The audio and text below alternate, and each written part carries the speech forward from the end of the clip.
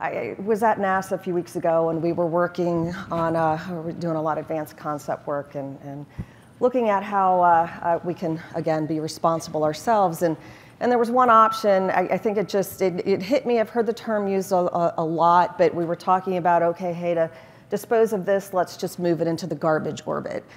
And I thought, wait a minute, I'm like, really? The garbage orbit? I mean, how have we become so desensitized to that we just, it's a whole orbit, oh yeah, we're just gonna throw it in the garbage orbit. And what if we did that here? What if all the highways had a garbage lane? What if the hallways out here had a garbage on the side of the wall? Right? I mean, we've got to take what we've done terrestrial, and we haven't done it perfectly here, right? Look at the climate change issues and everything else. But we have an opportunity, as I said before, to make better decisions now so we don't have these garbage orbits. So thank you for the water bottle and all the videos that really kind of hit home for me how bad it is going to be if we don't start taking steps now. So to kick us off, because we've got great questions, I prepped them up with some questions already, but good ones are rolling in. So Eric, if that's okay, I'm going to start with you. And I know we had talked about data and autonomy and how important it is in the growing congestion in space.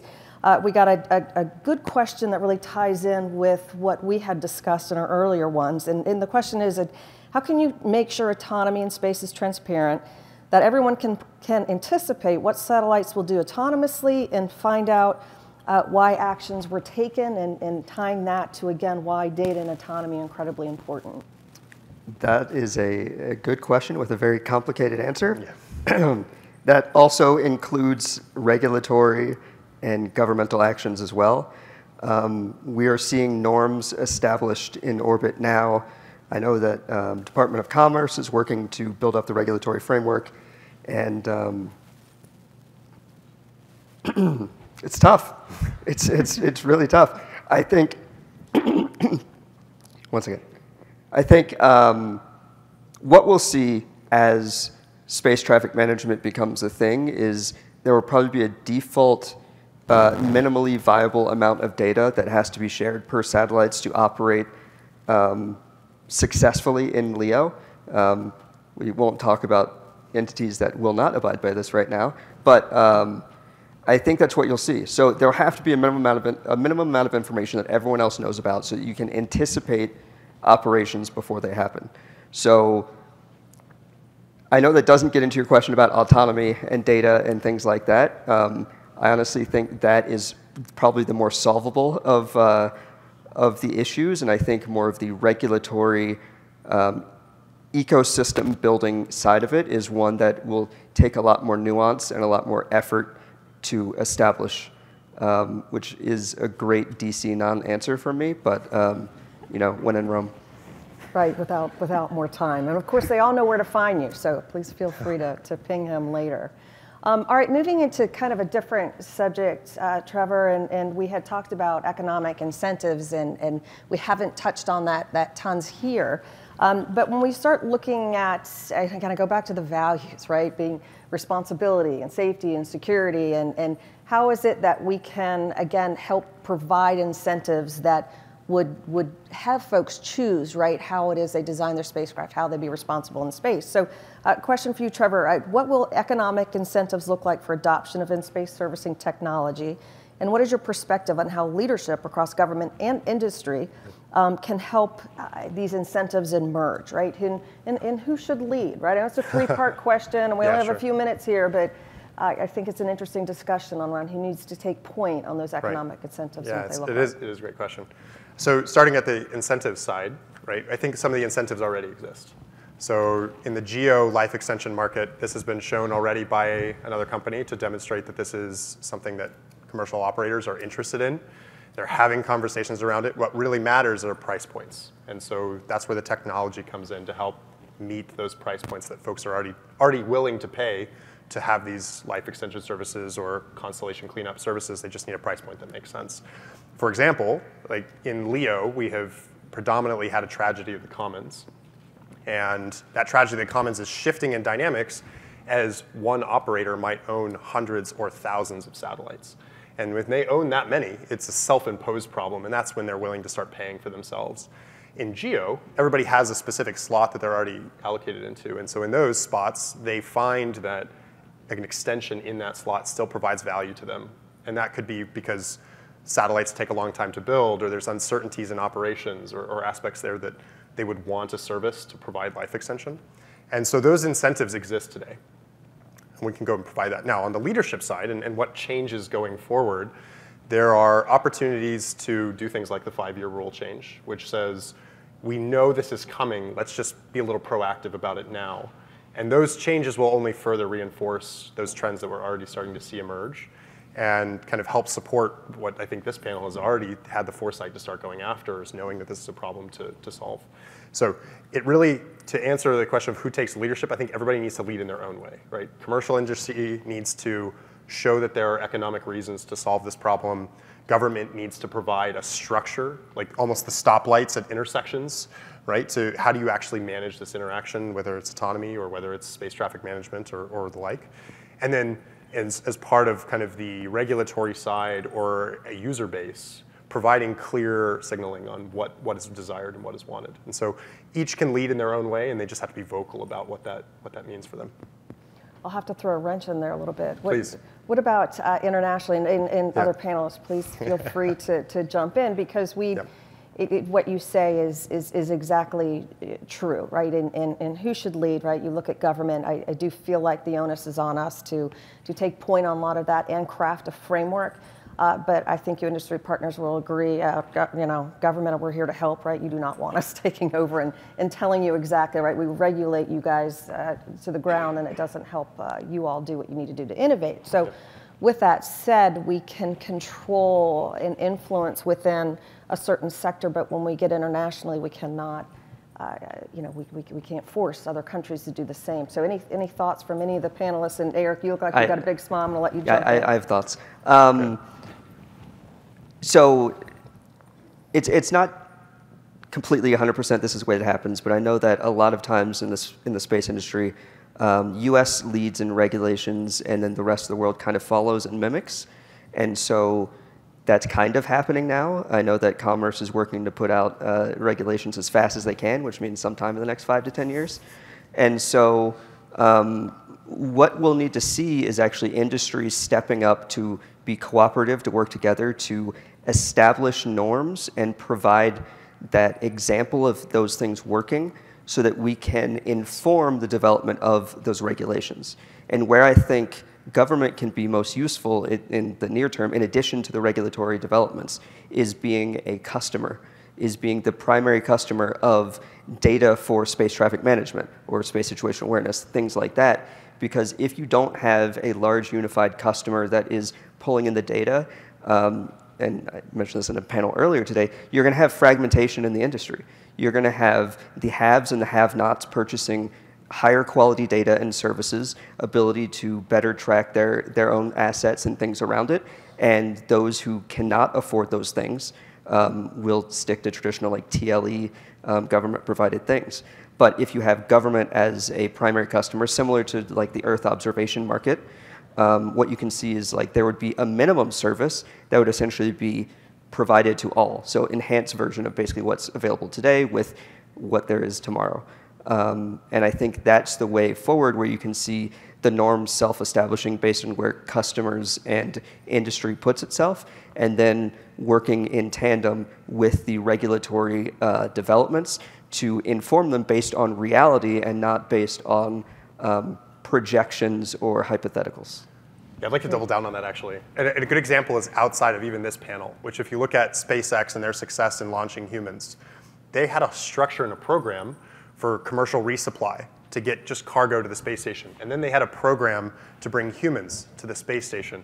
That scaffolding allowed a really close-knit interaction to build technology, test technology, demonstrate it from one of the most trusted organizations in the world, NASA, to show that this is actually worth doing. And now there's a commercial market for it as part of it. So yeah, this is a great example of how we can lead in a sense of, let's create a program that outlines what we want, not how it should be implemented. Right. And having the goal, then we work together to reach that goal. And then the regulation comes out of that, the norms of operation come out of that, because it's been a well-structured interaction. So government creating a framework and giving you the time Setting the to goal, innovate yeah. within The government it, right? being the for us enabler. driving That's out right, the yeah, requirements. yeah. Yes, yes. Yeah. But I mean, we cannot forget the international aspect at all, though, Correct. because this is an international problem.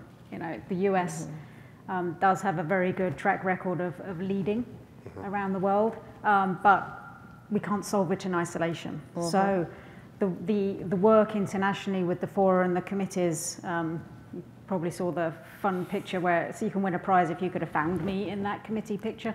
But that was an international committee, and that element of the work has to happen as well. Industry, we can support by being very transparent in what we are doing, which is a sort of a key culture point of Astroscale, and by developing these norms and encouraging our fellow companies to do the same. But the role of government and the international world cannot be ignored. Good. Thank you. Thank you. Claire, while we're still on, oh, we've got a lineup here. We have a queue, yeah. Yeah, let me save this question for later, and let's go ahead and start with you all. Sure. Well, thank you. So my question is for the panel at large. You know, we're talking about mitigation technologies, making sure that, you know, any craft that's up there that's still functional isn't harmed by, you know, debris. We're talking about servicing craft that, you know, needs service. We're talking about decommissioning craft that no longer functions. This might be a bit of a pie in the sky kind of an idea coming from a public relations major, but what's the future like for material reclamation when it comes to satellites in orbit that harbor valuable materials that we could use in future projects? I'm assuming it's probably just cost prohibitive. There are actually some companies that are looking at it. Okay. In fact, we are partnering with one of them based in Denver. So the value of the assets up there is definitely not lost on us. And part of, you know, working towards this circular economy and actually creating true sustainability involves exactly that, and seeing if we can in some way take the spacecraft back down to the constituent parts and put them to another use. Yeah, adding some numbers to that too. We actually, when we started Starfish, we did this calculation that just the material up there alone is worth over $40 billion in today's launch costs. That's just the mass. That's not high-grade aluminums or high-grade titaniums or the silicon that's in there. It's just mass alone. So yeah, lots of value to be had there. Space salvager would be a cool job title. That's right. So. Space pirate too. Yeah. You want to throw one of these at him? Yeah. Yeah. Definitely. Yeah, and I can say with government, within NASA, we are doing quite a bit of advanced concepts work. Hey, listen, I'm seeing stuffed animals being thrown around. I mean, it's a great question. Is that the only one we got? got? Of Eric here. Yeah. We're doing a lot of advanced concept work also around this. I've kind of coined it in-space ISRU, right? How can we start looking at assets where we can either repurpose them and use them for secondary life? You think of Hubble, right? Is there a second life for Hubble beyond it serving its term? As well as us harnessing the materials, like you had said, that are valuable. And I'll take it a step further. Can we harness them and can we store them?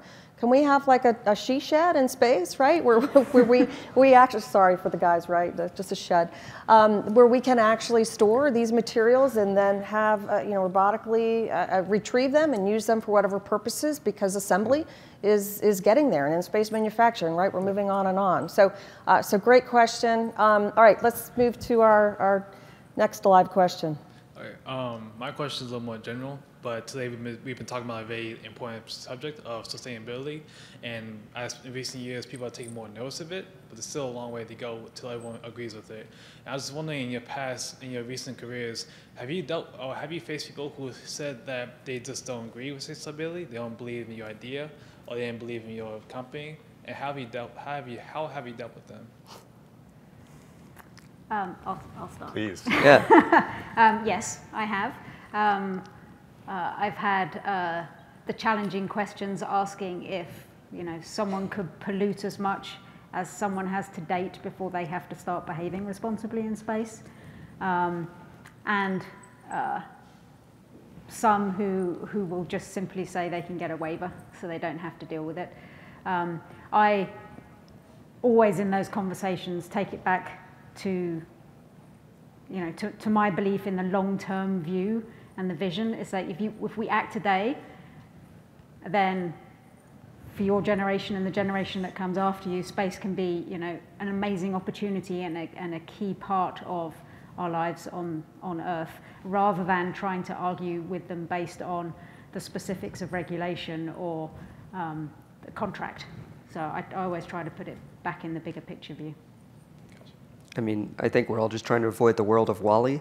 So, that was a good movie. yeah, I mean, maybe that's required watching, right? It deals with Earth sustainability. It deals with space sustainability. You will always, not always, you will cross paths with people who you cannot convince. It is it's good to realize as quick as possible who those people are and to not waste too much effort on it. Find the people you can convince, bring them to your side, and then build the coalition that way. But there's no single answer. I think the biggest issue similar to that is, well, sustainability. Why space when we have climate change issues? And those things aren't mutually exclusive, right? They are interconnected. Most of our climate change data comes from weather satellites. And if those get taken out by random debris, that affects us here. And there's a lot of different examples like that you can pepper in. But yeah, that's what I got. Yeah, well said. I think we'll leave it at that. Thank you. Want to throw another one? Yeah. You can throw that far. Oh, yeah. Yeah, that's it. I had a quick question on the economics. Basically, who's paying for you to go up there and deorbit satellites for us? I'll gladly take that one. Yeah. So there's always a question, right? Like, yeah, who pays? That's the question. For us, it is right now in the LEO constellations, those that have the tragedy of commons turned inward, where they now have to manage their own orbital shell, where they own all the lanes of traffic, and one of their breakdowns in the middle of the road is a problem for themselves. That's who pays first, right, as part of this initial effort. That can evolve beyond there once we think about resource utilization or expanding to now where we have clear space traffic management, or even policy side, there might be liability implications. And so you can imagine if your spacecraft dies and now is threatening a whole constellation, it might be an economic incentive to you to remove it so that you don't cause a lot of problems. And so those are the things that are going to start adding additional pressure as we get more and more dense in operations. But for now, those are the kind of those key starting points for us. Yeah, similar for us as well in terms of the LEO constellation providers, active contracts with them. The government is playing a key role in this point and helping with the technology development as well. And then, of course, shout out to the investors. Yes, that's right. Believers, for sure. Yeah. Exactly. Thank you.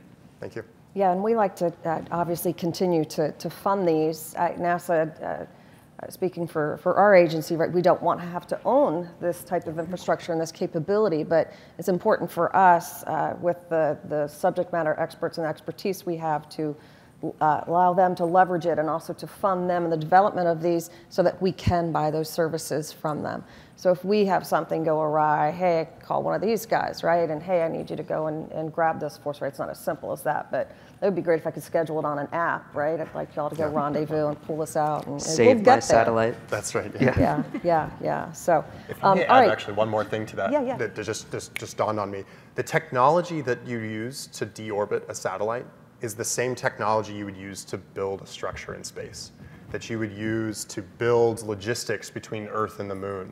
Like, these are the core pieces that if we can get these right now, then you could scale to economies that we take for granted on Earth, about shifting products around, packaging things, recycling, using in situ, building in modular ways. These are all things that we take for granted and are not doing in space because we don't have this kind of core capability. So solving that problem, and part of bringing up the investors is a great thought. They can look ahead a few years and say, yeah, if you solve this problem, what more can you do? And that helps bring excitement and interest there. It's the logistics challenge. Great. It is logistics, and people don't want to talk about logistics. It's not sexy, right? Sexy. Logistics. But I mean, how many of you flew here? How many of you took the metro? How many of you took an Uber? You think of the infrastructure and logistics behind that, right?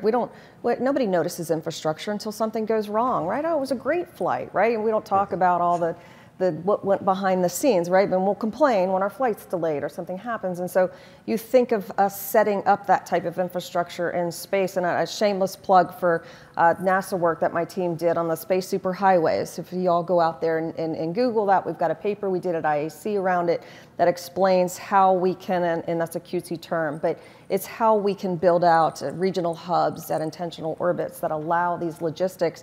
And we leverage a commercial first approach to this so that it is populated with people, much like an intersection that has what you need. So again, logistics, it's something we don't talk about enough, and we should, because it's vital to sustainability. But all right, let's move to the next live question. Yeah. Hi, I'm Shiu Chen from SETS USA, and I was wondering, this kind of ties into the previous question about like the norms and the regulations. Do you anticipate this, as it becomes more of a norm, that future satellites would start integrating maybe a standardized physical interface with the, the more recovery-based satellites? Specifically, as I think was shown in the video earlier, there were some people doing electrostatic interfacing. And I remember last year at Satellite, I saw Astroscale had more of a metal plate for interfacing. Mm-hmm. So yeah, do you anticipate this ever being standardized for newer satellites? And how will that affect the current, I guess, the current industry with, well, unstandardized interfacing? Do you want to go first? Yeah, sure, yeah. So yes, ultimately, but I don't think there's just one standard. Because each mission in orbit could have different sensitivities or different needs. So I think there will be a handful of different interfaces, but definitely an objective of Astroscale, and I'm sure Starfish, is to make this a standard whereby, it becomes a core part of any preliminary design review of a spacecraft is where is your docking plate going. Yeah. So like USB-C versus Lightning phone charging. That's a great example, yeah. And I'll actually build on this a little bit, right? It takes two pieces, right? There's adoption of standardization, and then there's adoption of just the idea prior to standardization, right? You have to first acknowledge that you want a cell phone before you'll decide that there's a common charger, right? And so as we think about some of the electrostatics at Starfish, what we're trying to do is bridge a gap. As the industry matures, as the adoption of satellite servicing or life extension or debris removal matures, we can help bridge that with an interface that can grab any kind of spacecraft. And then that really allows people to say, okay, the service exists, the tow truck exists. Now, because it exists, it's worthwhile for me to start installing features or using technologies that make it easier to do that, or plan that into the actual operations and benefit of the satellite. Once we've, again, show that it can work enough for them to start adopting more, that's a self-reinforcing loop, and then we can actually drive this into the kind of day-to-day operations of satellites. To expand slightly and more generically, just adoption of norms in general is going to be based on what's available. Yeah. So if you've got two options on the market that have proven themselves, have flight heritage, and currently exist today for you to put on your satellite, that is two available options versus 15 that are still getting developed. So don't underestimate being the first to market and getting that flight heritage. So it's not just for docking, it's vision systems, it's self-awareness, it's location tags, things like that.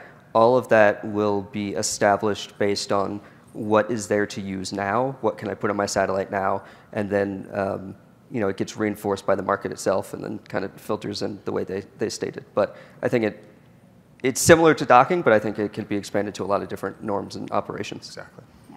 Okay. All right, thank you. Hi, I'm Angela from Olin OSSTP, and my question is for the panel at large. So what are the main issues that you see currently with space sustainability that need to be addressed by policy? And how do you see government and regulatory agencies facilitating the resolution of these issues? I imagine a docking interface compatibility might be one, and potentially extend out distances. I'm happy to jump in unless. Yeah, so there's one acute, there's a bunch of examples, right? I mean, we could spend an entire day or weeks or months talking about all of the things that we need to do. That might be from the telecommunications that we actually use, the specific frequencies, the orbit that we're going to, the launch vehicle that we're on, the country that we launch out of. There's a lot of those things. But I will share one acute example for us that Starfish is thinking through. And I'm sure Astroscale and Scout have thought through. We're doing things that are novel for the industry at large. And that's a scary place for a regulator when you've done something new. And as we think about the challenges that go through it, it's establishing trust that as we go and try new things, that we're doing it in a way that a regulator can adopt or can acknowledge that this is a process by which you go and you learn and you bring new capabilities. And for us, in specifically docking two spacecraft together, there's no precedent really for how you should structure that in a license. There's no license that's like, oh, this is a docking mission. Okay, great. Here's the standard docking form that you go fill out. And that means that we're creating that in real time while building the airplane while we're trying to fly it, building the spacecraft while we're trying to fly it. And that's the challenge, I think, that is acute for us at the moment. Yeah, and that there is, and I said there were 3 hard problems, right? And it's important to move them forward hand in hand, as Trevor says. So when we were licensing our first mission, it literally was a joint effort between the regulator and Astroscale as the company, because it hadn't been done before. We're all learning. And I actually believe that it's important to move them together. Yeah. If one gets too far ahead of the other, we'll create an imbalance that will actually make things harder. All right, well, oh, go ahead, finish. Thank you. Okay, thank you for the questions. We have 1 minute left, so I just want to do a quick wrap up. And Eric, this was to do more of a career question that somebody shared. You did make a statement, which I loved, where you talked like you're more of a generalist versus a specialist. And the person inquired is, how does this perspective push you forward and inform your decisions within industry? I have a wide breadth of experiences, which allows me to make decisions from different standpoints. I have an undergrad in physics. I'm terrible at math, so those things didn't go hand in hand. And I'm not the best at attention to detail, so you don't want me like designing, very important systems. So, but I can speak engineer. I can look at diagrams. I worked in a regulatory ecosystem, so I can understand regulations and the process of rulemaking and how you should talk to your representatives and senators and all that fun stuff. And all of that gives me different positions from which to inform my decision making.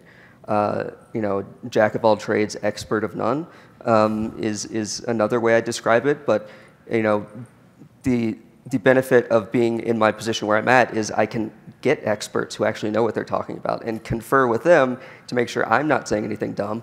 I still will, but that's, at least I checked first. And yeah, I don't know if that answers your question. Feel free to talk to me afterwards. I can probably provide a few stories.